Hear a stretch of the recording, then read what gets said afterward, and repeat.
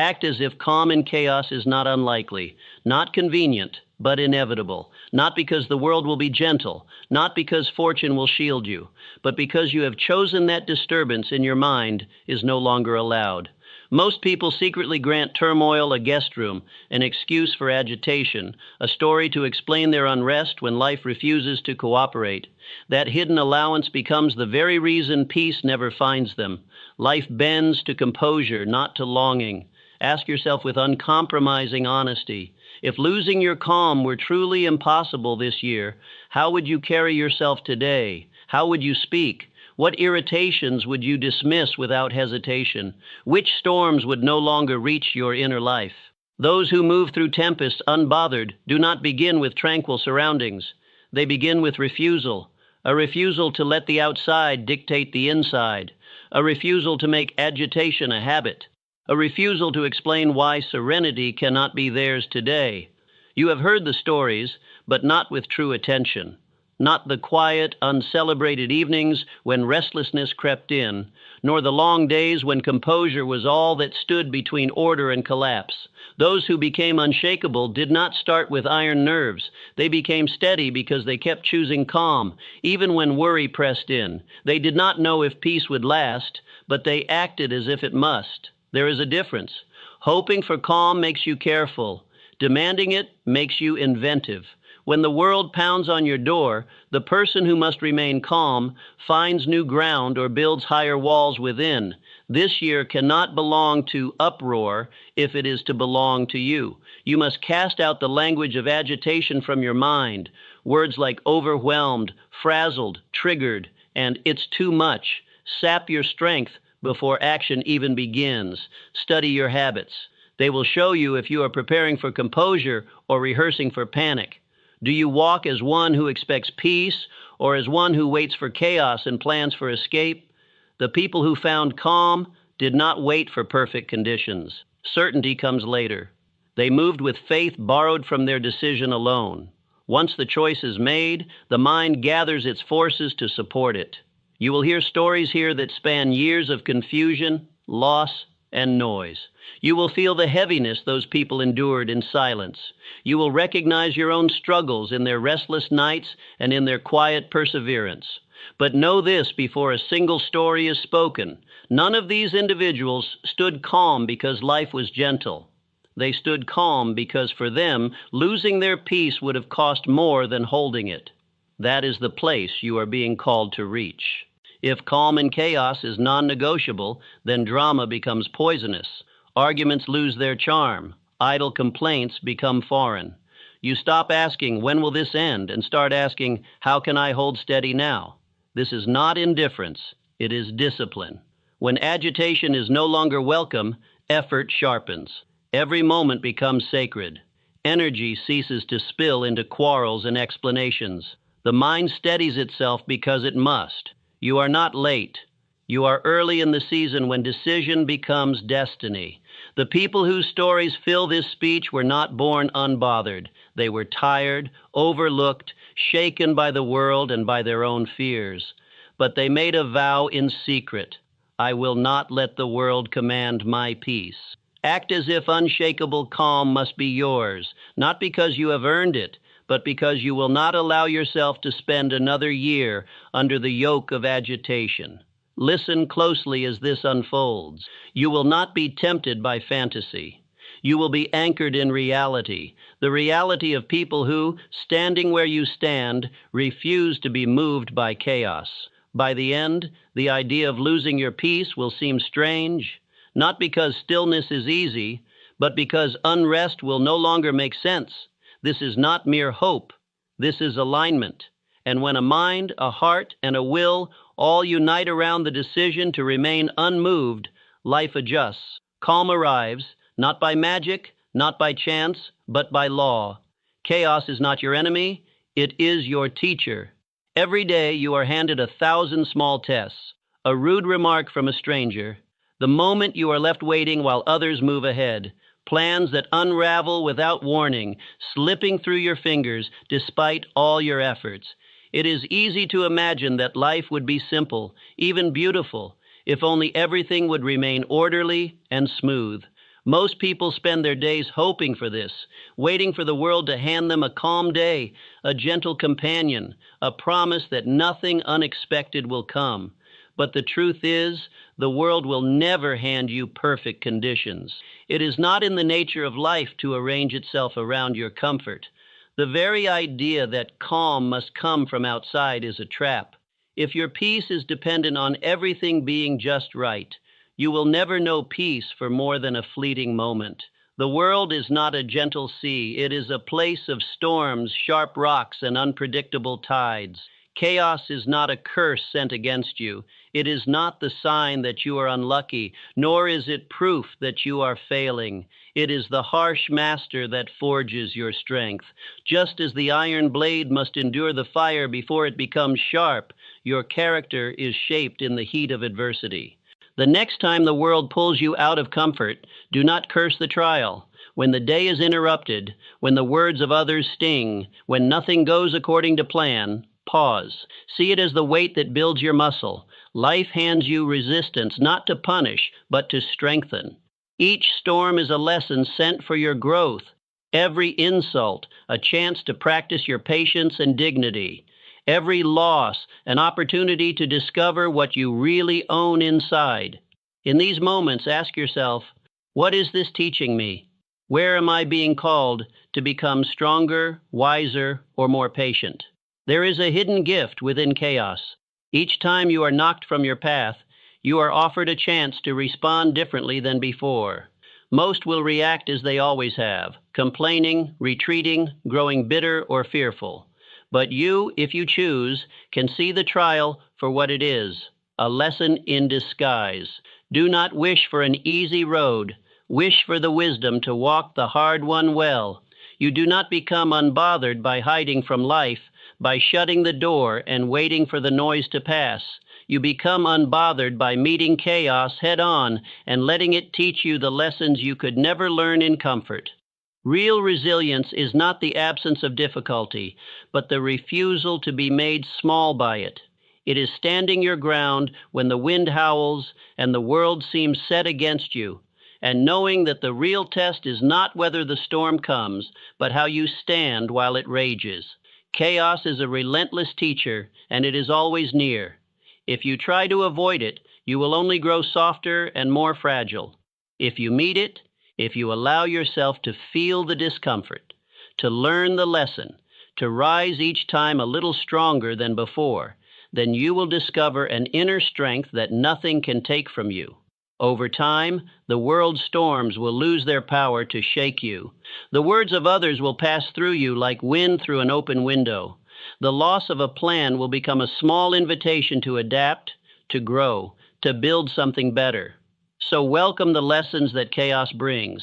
With each new trial, remember, this is not your enemy, but your teacher. Every day you are handed another chance to become unbothered, not by the absence of difficulty, but by your courage to stand tall within it. You are the gatekeeper of your mind. Imagine your mind as a walled city. Its towers rise above the landscape, its stonework solid against the winds of the world. Beyond those gates, there is always noise, shouts of opinion, whispers of doubt, sudden flares of anger, temptation dressed in 1,000 disguises. The crowds outside are never still, but inside this city, within these walls, you are sovereign. You alone hold the keys. You decide what enters and what remains outside. Every day, the world lines up at your gates. Troubles and challenges arrive uninvited, a careless word from a friend, a cruel comment, a setback that unravels your careful plans. At times, fear itself will march up to the threshold, demanding to be let in. There will be days when regret, worry, and envy all try to crowd through at once. Yet, in each of these moments, you hold power far greater than you might realize. You are the gatekeeper. No feeling, no thought, no judgment can enter without your permission. When trouble comes, someone criticizes you, a plan falls apart, fear knocks at your door, you have a choice. You can fling open the gates and let the disturbance march straight into your heart. Or you can meet it at the threshold. You can pause, stand tall, and ask, who are you? Do you serve my peace or threaten it? Are you worthy of a place in my city? In that instant, you gain the power to choose. You may let the lesson in, learn what is needed, and send the rest away. You do not need to let every storm take root inside your walls. Most people do not realize the strength they possess.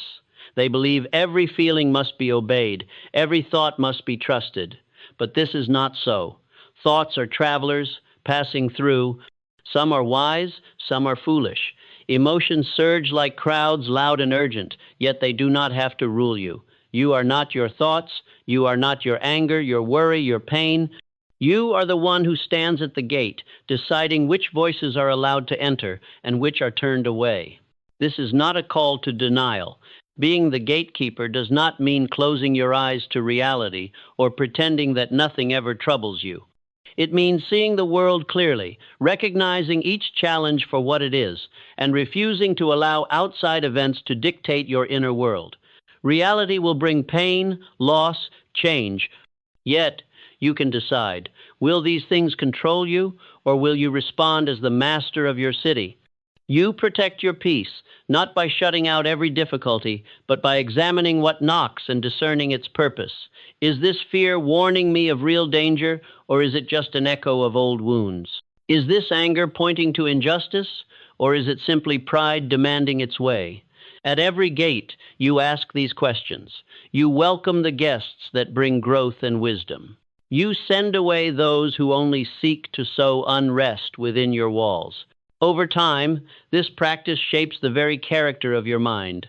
The city becomes a place of quiet strength. The winds outside may rise, but they do not topple your towers.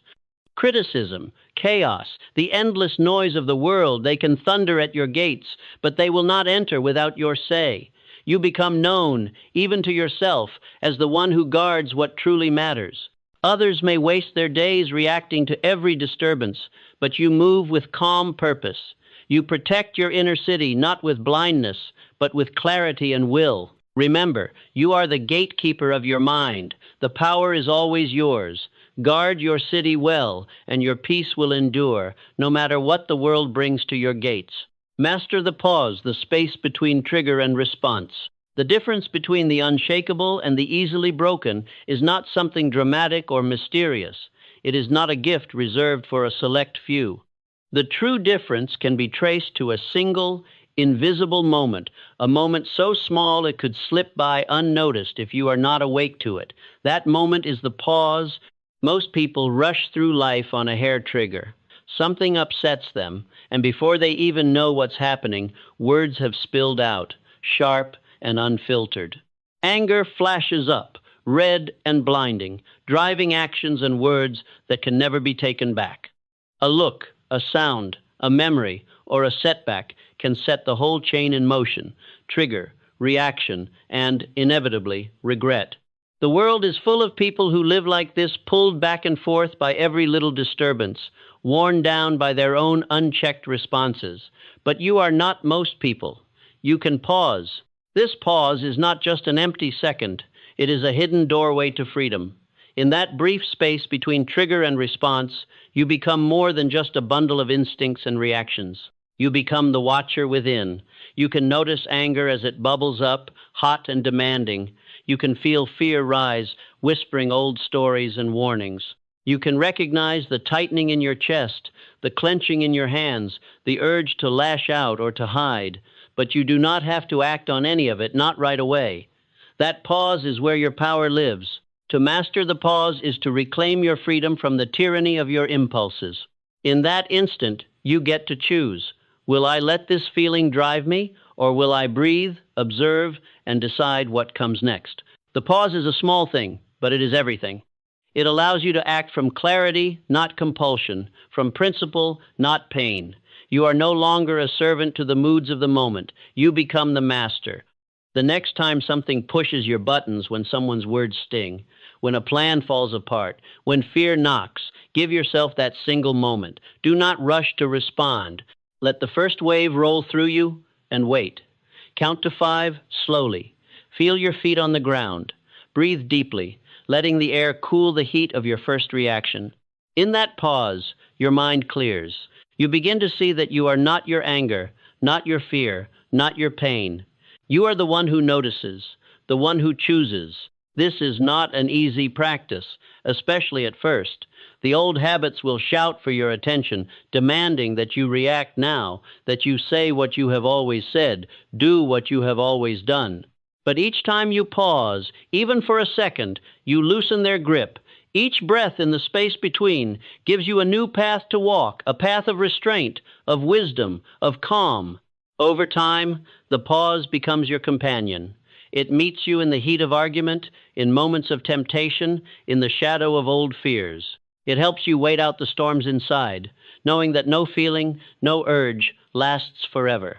People may still provoke you, life will still throw its surprises, but you will not be easily moved. You will have discovered the space in which your real power lies. This is how you become the master of yourself, not by never feeling anger or fear, but by learning to pause, to witness, and to choose. The pause is small, but within it, whole lives are changed. Let it become your practice, your secret strength, the shield that turns chaos into calm and reaction into thoughtful action. In mastering the pause, you master yourself.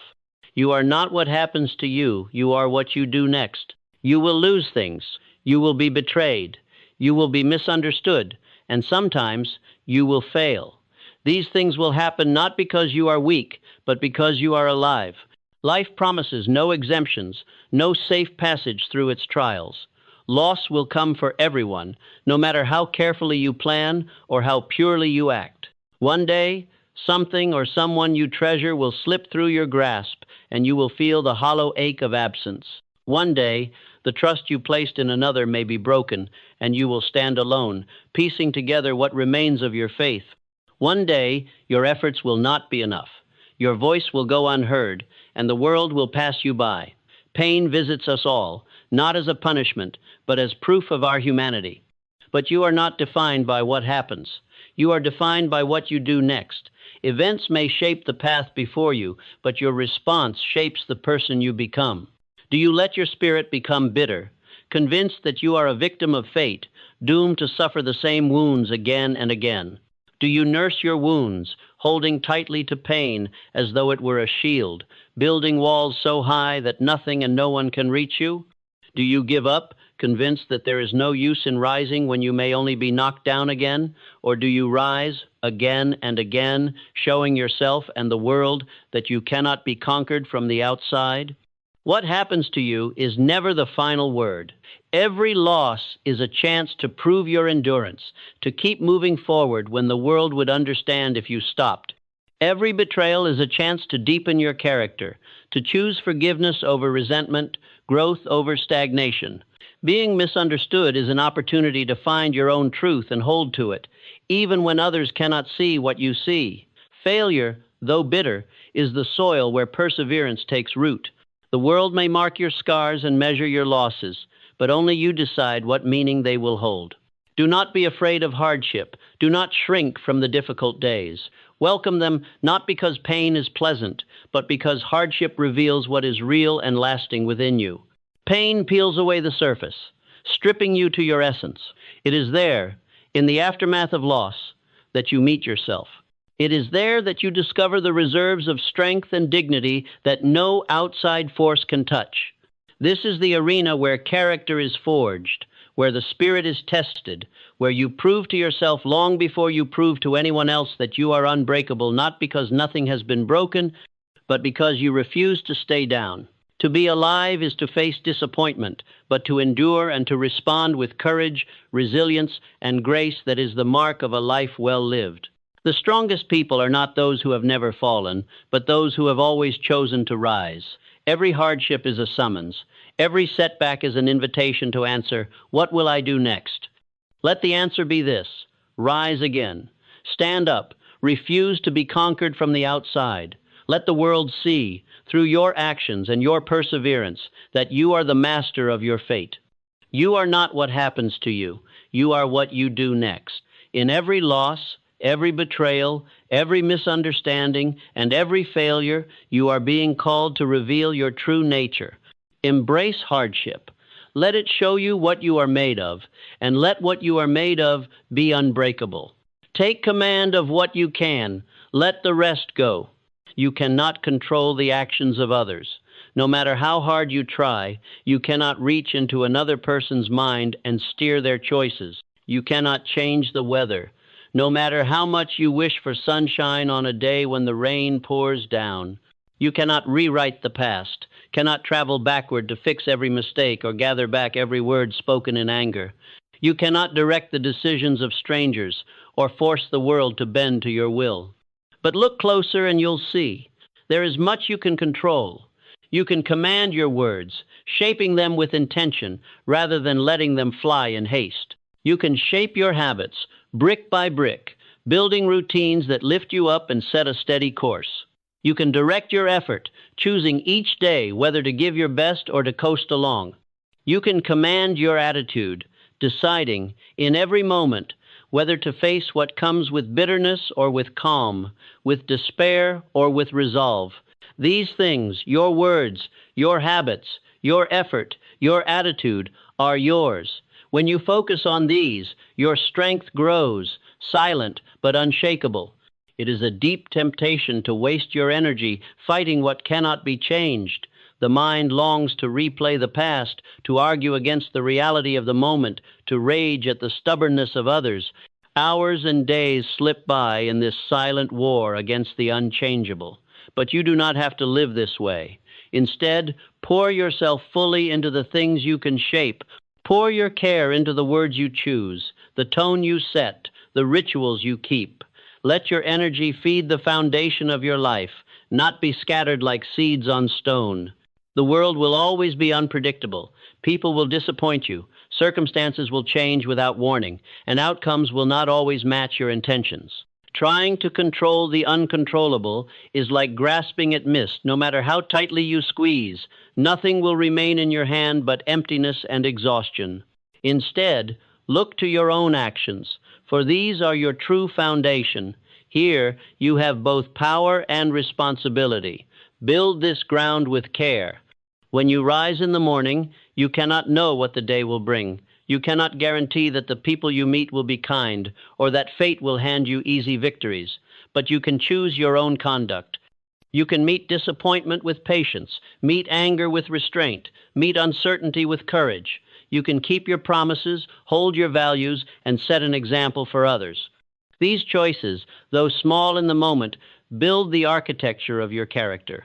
Over time, they become your strength, a strength that cannot be shaken by the winds of circumstance. Do not waste your gifts on battles you cannot win.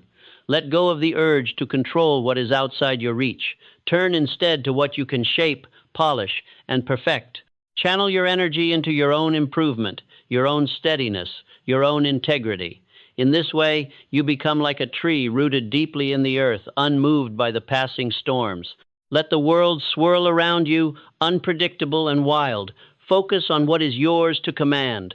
This discipline, simple and quiet, is the beginning of all true power. Take command of what you can. Let the rest go, and you will find a peace that nothing from the outside can ever touch. Build the fortress daily habits for an unbothered mind. Nobody becomes calm by accident. There is no secret shortcut, no hidden spring where peace flows endlessly without effort. Calmness is not a talent or a stroke of luck. It is built day by day like a fortress of stone, solid and enduring. You do not wake up unbothered one morning. You shape it with your own hands. Every small decision, every daily choice, every repeated act is a stone laid in your foundation. What you do each morning, how you speak to yourself, the routines you keep, these are the bricks. The words you choose to let linger in your mind, the posture you take as you face the day, the rituals that open and close each chapter of your waking hours, these are the silent architects of your inner world. The mind, like any fortress, does not become strong simply by wishing it so. It grows stronger by the care and attention you give it, the discipline you show even in the smallest things. Every day, take time for stillness. The world clamors for your attention, pulls you in 1,000 directions, but you must carve out a quiet place within. In that space, you can hear your own heart and feel the slow rhythm of your breath. This is where the real work happens, where you reinforce the walls of your mind against the storms of circumstance. Stillness is not idleness, it is preparation. It is the drawing of a deep breath before you step into the fray. Reflect on your words and actions. Ask yourself, where did I let myself be moved today? How can I improve tomorrow? Self-examination is a lantern in the darkness, showing you the places where your walls are thin, where old wounds still ache, where the outside world has found its way in. To build the fortress is to be honest with yourself, not to hide your faults, but to see them clearly and begin the patient work of repair. Practice gratitude even for your trials, for they are the stones that make you strong. Every difficulty is another block, another layer of mortar holding your foundation together. The cold wind of adversity sharpens your resolve. The hard lessons of failure teach you the architecture of endurance. It is easy to feel thankful when life is gentle, but real strength is born when you find gratitude for the tests that chisel your character. Each challenge you survive, each hardship you overcome is a testament to the walls you have built. With every repetition, you add to your fortress. Each morning you choose discipline over distraction. Each evening you close with reflection instead of regret. You place another stone. Habits are not glamorous. They are not the stuff of legend. Yet they are what hold you upright when the world leans against you. The routines you practice become the structure that holds your spirit aloft. Over time, the things that once shook you become nothing. What was once a threat becomes a passing cloud. What once broke you down is now just a small wave breaking on a mighty wall. The chaos outside does not reach you so easily. You watch it, but you are not swept away. Your mind, fortified by thousands of simple acts, stands firm. This is how the unbothered mind is made, not in a single act, but in a lifetime of small, wise choices. Every day you build. Every day you reinforce. In time, the fortress stands quiet, immovable, yours. Your calm is a gift to the world. The world needs people who do not panic in chaos. The world aches for those who can remain steady when all around is confusion and noise. Your calm is not just for you, it is a gift to all who witness it. It may feel, at times, that your quiet strength is invisible, that the storms you weather go unnoticed, but do not underestimate the power you possess. The ripples of your composure reach further than you realize. When you hold your ground in difficult moments, you show others what is possible. You do not need to preach serenity or explain your methods. You only need to live them. In a crowd swept up by worry, your untroubled spirit stands out like a light in the fog. In times of anger or distress, your refusal to be pulled into the turmoil offers silent reassurance. It is possible to remain whole, even here. Every time you stand tall when others bow to fear, you send a quiet message. Strength is contagious. You set the tone in every room you enter. Whether you know it or not, others take their cues from your energy. If you walk into a tense space and meet it with ease, the air changes, hearts settle, breaths slow. When you speak softly in a heated discussion, your voice carries the invitation to listen and reflect. Your calm is not the absence of feeling. It is the steady hand on the rudder, guiding the ship through rough seas. People notice even if they do not say it aloud. Your silence teaches more than your words. In a world overflowing with chatter, with opinions and arguments and noise, your choice to remain composed and to speak only what is necessary is a lesson in itself. Sometimes the most profound influence is the one you do not try to have. When you respond to stress without haste, when you offer patience in place of irritation, others feel it. They watch you, even from the corner of their eye, wondering how you keep your footing when everything is shifting. Your calm becomes a model they may one day follow, even if they cannot yet name it. In a world desperate for reassurance, you become the anchor. The storms of life blow through every community, every family, every circle of friends. When others feel adrift, uncertain, afraid, or overwhelmed, your presence alone brings peace. You do not need to solve every problem or fix every crisis. Sometimes it is enough simply to be there, steady and unwavering, a living reminder that chaos does not have the final word. Your being becomes a safe harbor, a place where others can find their bearings. Do not hide your calm. Do not shrink from your influence, thinking it too small to matter. Share it. quietly, by example. The world does not need more voices adding to the frenzy. It needs more anchors, more lights, more people who can hold fast when the winds of fear and anger blow. Your calm is a medicine for those who have forgotten their own strength. Your equanimity is a shelter for those who have not yet found peace inside themselves. You do not need to boast about your composure or seek recognition. It is enough to practice it day by day, moment by moment. Let your calm flow out into the world, not through grand gestures, but through the simple, steady way you meet whatever comes. In doing so, you give a priceless gift. You remind others of what is possible, and you help to steady a world in desperate need of quiet strength. Perspective is power. Zoom out, and troubles shrink. When something feels overwhelming, it is often because you are standing too close. The problem fills your vision, blotting out everything else. The details become sharp and loud, the discomfort immediate and pressing. You feel as though there is nothing but the difficulty before you, as though your entire world has narrowed to this single trouble. It is natural to react this way, to fixate, to worry, to believe that every bump in the road is a mountain. But wisdom calls you to do something different. Step back. Look at the big picture. There is a hidden power in distance. Imagine a painter who presses their nose to the canvas. They see only the brushstrokes, the imperfections, the single color that seems out of place. But when they step back, the whole image is revealed, and what seemed like a flaw becomes a part of something beautiful. Life is much the same. When you give yourself space, you see your troubles in proportion. Their size shrinks, their weight lessens, and suddenly there is room to breathe. Ask yourself, will this matter in a month, a year? Most troubles that consume you today will be forgotten tomorrow. The irritation that kept you awake last night, the awkward conversation, the missed opportunity, these fade with time, losing their sting as the days pass. What once seemed crucial becomes almost impossible to remember. You have lived through so many moments you thought would break you, only to find that you moved on, stronger and wiser for the trial. When you zoom out, you remember the seasons of your life, the ups and downs, the joys and sorrows, the victories and losses that brought you here. No single moment defines your story. The storms pass, the pain fades, and the world continues to turn. There is comfort in knowing that what feels urgent now is often just a passing cloud, soon replaced by clear skies. Perspective is power. With it, you can lift your eyes from the ground, away from the pebble beneath your feet, and see the whole landscape.